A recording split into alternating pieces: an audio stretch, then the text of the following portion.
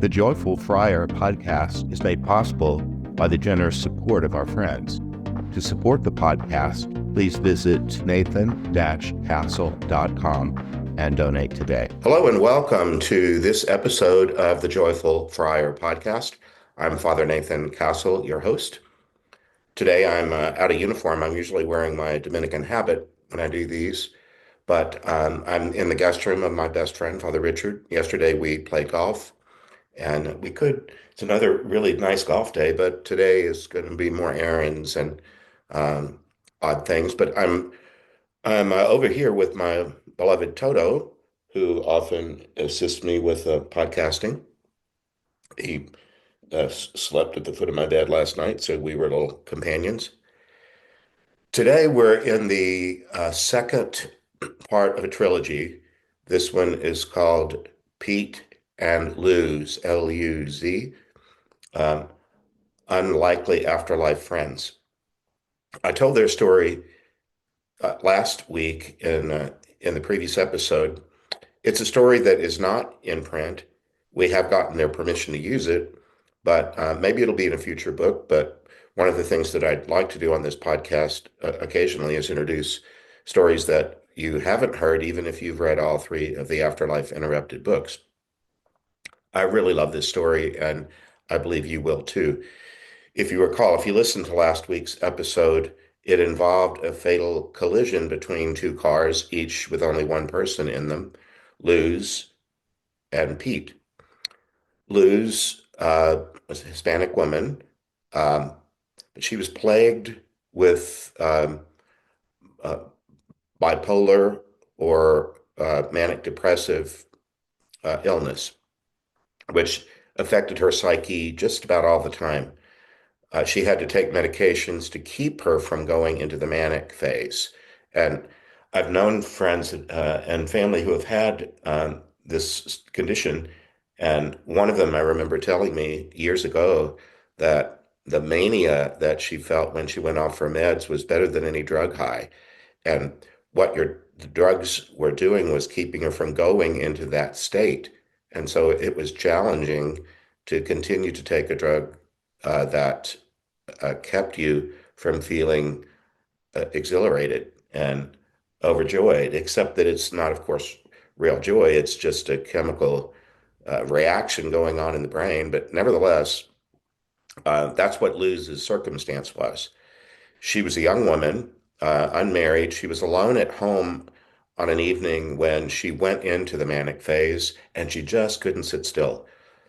Her entire body, all the cells in her body, everything felt like it was throbbing with energy and excitement. She was in manic, and she just decided that I need my body and uh, I need my space to match what's going on inside. I need what's happening outside to match what's happening inside. So she just picked up the car keys, got in the car, and roared away, driving like a maniac in a mania. Well, she's, you know, she wasn't thinking clear-headedly at all. She drove in an unsafe manner, and at the end of this sad portion of the story, she crashed her car. I think she ran a red light, crashed her car into another car, and killed herself and the driver of the other car, whose name was Pete. In the dream, I saw these two cars mangled, and uh, out of them walked a man as though he were just, you know, entering another room. Just a guy stepping out of the broken uh, mess that was these two cars. And in the dream, he just stepped out of it and walked away from it. But when we went into prayer, into our protected prayer, and uh, he had come to me in a dream, and so we were just trying to help him. So we went to him in prayer, and he spoke through to my two partners. Well, normally we ask the guardian angel of the person who will be assisting that day if they would like to come on the line first, give us a little clarity, because dreams, by their nature, can have an indistinctness about them. They can be kind of gauzy. They can have symbolism that might not be readily apparent. You know what I'm talking about. Dreams are just not necessarily straightforward in the way they present facts. So the Guardians are really good at saying, yeah, this is what happened, and they'll clarify a few things for us. One thing, for example, is that sometimes in these car crashes, the driver will be in the middle of telling me that they were in this collision, but they didn't tell me their gender. Well, I want to know if I'm talking with a man or a woman, for example. Or sometimes there's a crowd scene, and I'm not exactly sure who is the protagonist of this story. Who are we to help? So, anyway, in this one, I told my prayer partners normally I get they introduce themselves in an energetic way, and I begin to feel like, oh, and they tell me their name, or at least a nickname, and I'll say, oh, well, the angels don't have gender, but they can present as more masculine than feminine, which is helpful to gendered persons like ourselves. And in this one, it wasn't one. I said, wait a second, there's two guardians here, and they're going by the names John and Paul. Huh. They're kind of a blend, but they're distinct. They're two, but they're one. And they're going by the name John and Paul. And then one of them spoke and said, yes, we're using these names because two of your recent popes uh, took a singular name that was in fact two names, Popes John Paul the First and John Paul the Second. He said, we are like that. We are two, but here we are one. Hmm. I'll talk more about that next time. They even went a little bit into talking about the Christian ideal of marriage. At least we have our own language around it, but the two become one flesh, is the way St. Paul described it. That they're not two now, but one. And of course, they're still individuals, but the larger overarching ontic reality in our sacramental understanding is that a sacramentally married couple has become one by asking God to fuse them into one. And out of their lovemaking might come uh, other souls. So anyway, they made a reference to the fact that we already are familiar with oneness of more than one. And in fact, any kind of love does that. It doesn't have to be married sexual love. It can be my love for Toto and his love for me. We can become one because love does that. Well, back to their story, what turned out happening was that Luz crashed her car into Pete's car and they both were killed instantly. And then what happened after that was really extraordinary. Um, Pete immediately wanted to know about the welfare of the driver of the other car and learned that she had died. Then he decided, instead of going his own way, which he could have done, that he wanted to stay with this other person who just went through the same thing he went through. Isn't that extraordinary? He could have been furious that the unsafe driving of this other person just killed him, but that wasn't his thought. He didn't think of the other driver as other. He thought of the other driver as a person who just went through a shared experience with him. Luz went on to say that she considered herself so fortunate after the fact. She said, I could have killed anybody on the road, but I ran into Pete. You know, we talk about running into someone at the grocery store or something, an acquaintance or someone we haven't seen in a while. We don't usually mean that we knocked them over or killed them, bumped into them necessarily, but she really did run into him and kill them both. But that wasn't where he went in his imagination. He just thought, I've just been through the shared experience of violent death on the road with another person. Where's that other person and is she okay? Hmm.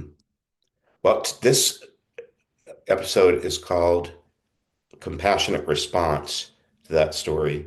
So this is not complicated, but I'm going to just try to use a little example that occurred in my simple life yesterday. There are a lot of people, including Pete and Luz, who didn't have anything to do with one another at all, and then they have some shared experience that might be in passing and might not be of very much import, but it's all they have. That happened to me yesterday. I'm wearing a golf shirt because I do play a fair amount of golf, a couple times a week if I can. And yesterday's round, we were playing in this neighborhood, which is a 55 and older neighborhood, and it has what's called an executive course. It's smaller than a normal regulation golf course. The holes are much shorter. You can play it in this one maybe 2.5 hours rather than four, which might be more common for a full length course. And this one weaves through a neighborhood, and many of the townhomes in here have patios that back onto the golf course. When Toto goes outside, he's usually looking at golfers, and you're very good with the golfers. You hardly ever bark at them. They're just your neighbors. Well, it just happened because this golf course is built close to housing and close to the little streets within this complex. We finished the first hole and we were crossing over to the second hole, and the tee box was very near the street. And in the street was a a little uh, gardening truck. It had two workers in it who take care of the units around here and the shared space, the landscaping. And there was a woman, um, probably my age or maybe a little bit older, who was talking with them and talking rather loudly and complaining about the upkeep of something that these men might have been in charge of. And she was going on at quite a lot of length, and we were hoping that the conversation would stop because she was only a few feet away from us, and we were ready to hit our tee shots. If you ever watch golf on TV, there are always volunteers at these tournaments. They often have a paddle or some kind of sign that says silence, or they'll announce quiet, please.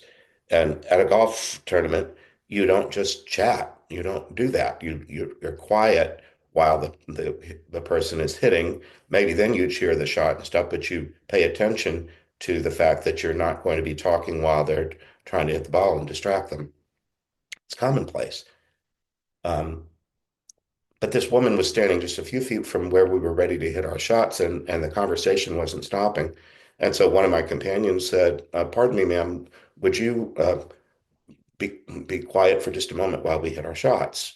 Or maybe take your conversation a little further away." Well, his request was polite.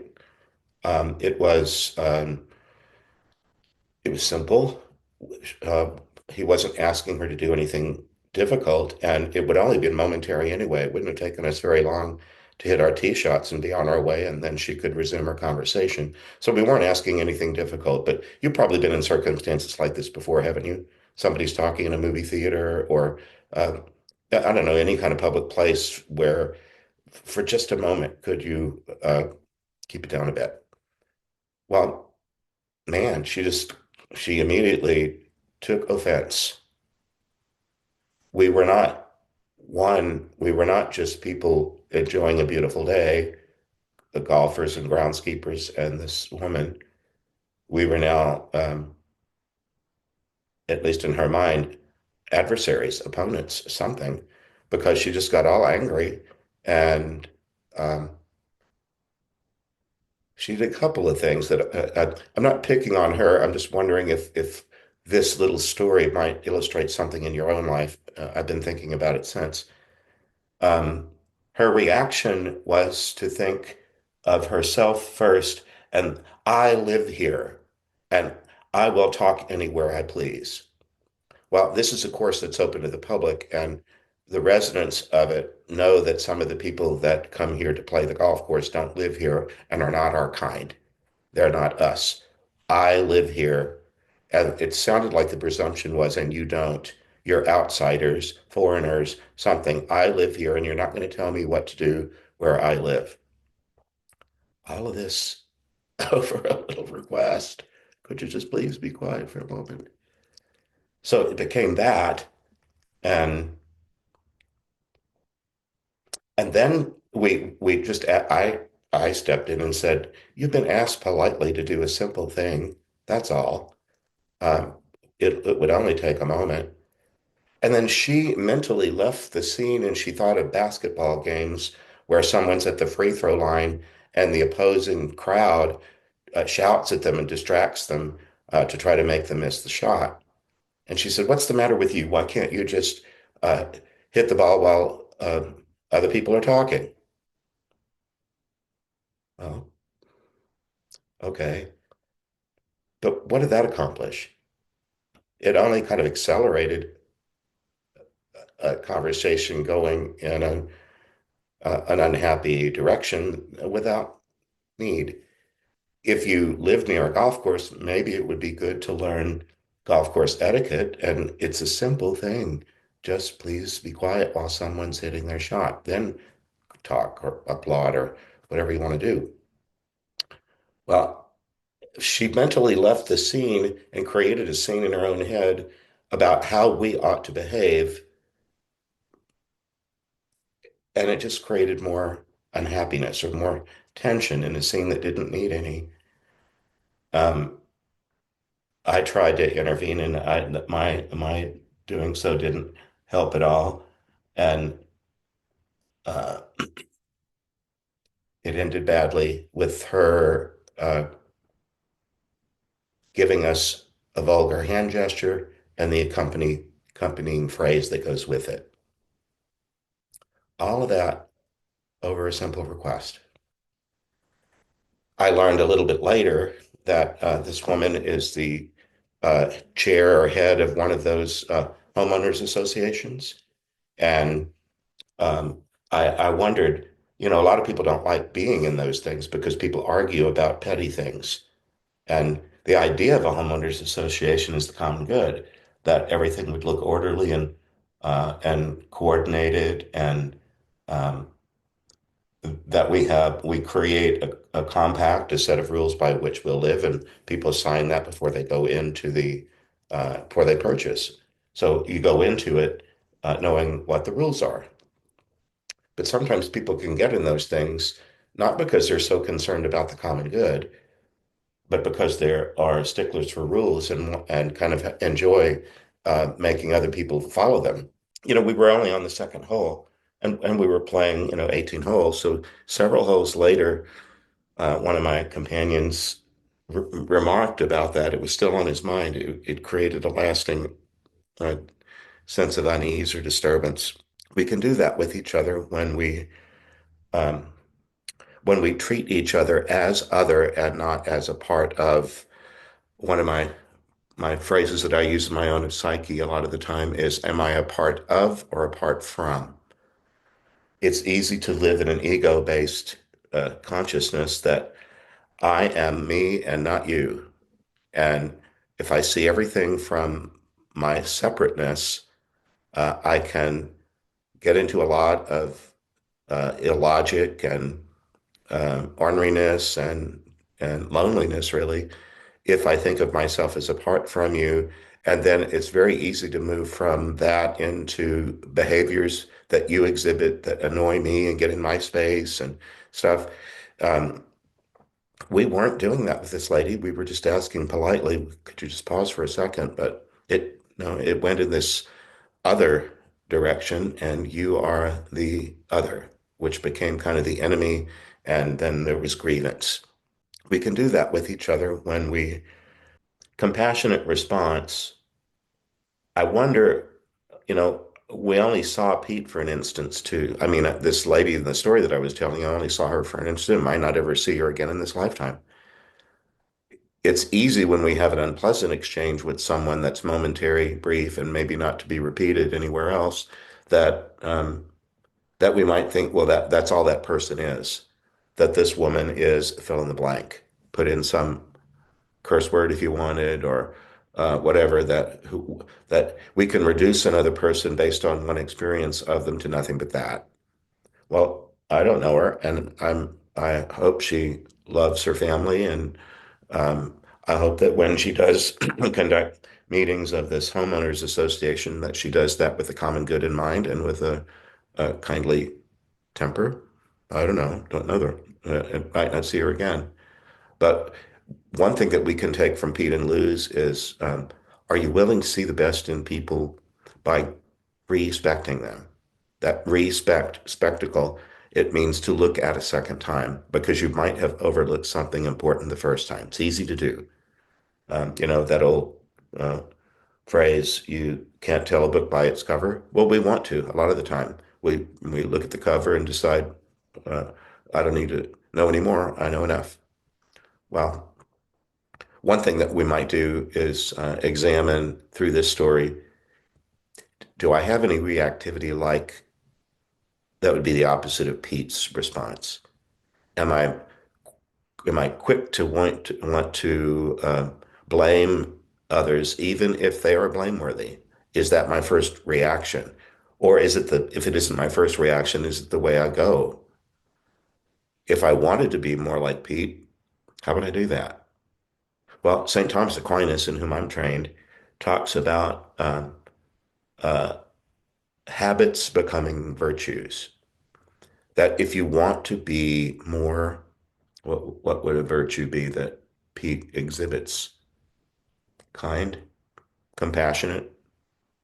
Compassion means to suffer with, and he didn't isolate himself in suffering or think of how aggrieved he was because he was killed in a traffic accident. He chose compassion.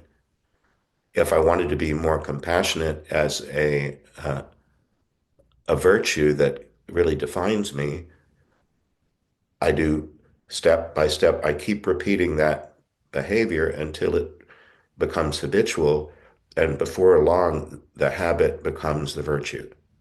You don't really need to think of it anymore because you've uh, kind of grooved a habit, so it's really the first thing that you do or think. We're in the season of Lent right now, and that's one of the points of the season of Lent is to choose to change some behavior over a 40-day period so that it can become habitual and move me into something that's more beneficial, more virtuous. I'm a Catholic Christian and priest, and the Lord's Prayer is a famous prayer in our tradition. Our Father, who art in heaven, hallowed, holy be your name. Thy kingdom come, thy will be done on earth as it is in heaven. We have in mind that there's a state of being beyond, within and beyond this place where there's much more harmony in the way that people behave, and consequently, more happiness, more peace, more compassion, more joy. Thy kingdom come on earth as it is in heaven. Well, we don't ask God to just deliver it like a package at the door. We ask that God assist us in changing habitual patterns of speech or behavior that go against unity and that create disunity and discord. We ask that thy kingdom come on earth as it is in heaven. I just think that Pete, in his response to his sudden death in a car crash caused by Luz, was helping that kingdom come on earth as it is in heaven. In fact, he seemed to move seamlessly from this life to the next. He still did need to do a little bit of regrouping, but not very much. He got the help that he needed, and he sought us out for this one simple transition. And we were kind of told in the middle of it that my prayer partners and I were given this one as part of our own growth in our skills and grace in doing this work. The two angels were really funny too, John and Paul, and that they talked about how they can do this with ease, whatever an angelic body is, its energy, and that they can fuse in a way that's not at all difficult to do if they want to, because love brings them together, and they can infuse each other. They can separate back, but they know that they always are both things at once. They're both singular and plural. They're individual and part of the one. To me, compassion helps me to be part of the one.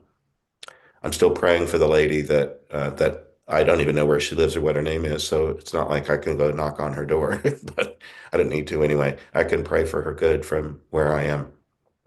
Anyway, that's it for this time. Next time, we'll go into the third and final part of this trilogy. We'll go into more spiritual practice about what are some practical things that we can do in our spiritual life, in our prayer practice, or how can we move more in the direction of Pete, who offered himself in very unlikely friendship to Luz. So that's it for this episode of the Joyful Friar podcast.